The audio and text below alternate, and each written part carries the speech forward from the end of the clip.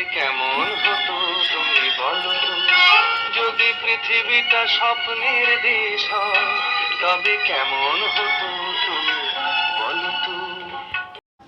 সত্যিই বন্ধু, আমাদের জীবনের পথ যদি এত সুন্দর, এত নির্মল হতো, আর আমাদের দেশ, আমাদের রাজ্য যদি এরকম সবুজ হতো, যেখানে আমরা বুক ভরে নিঃশ্বাস নিতে পারতাম, দু চোখ ভরে পৃথিবীর শোভা শুষে নিতে পারতাম। দেখ,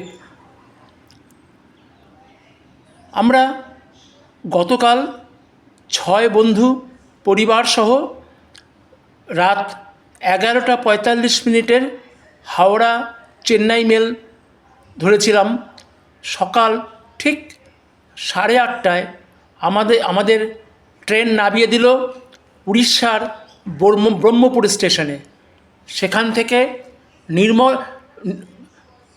নীলমণি ভাইয়ের পাঠানো গাড়িতে করে আমরা যাচ্ছি জিরাং মহেন্দ্রগিরির উদ্দেশ্যে।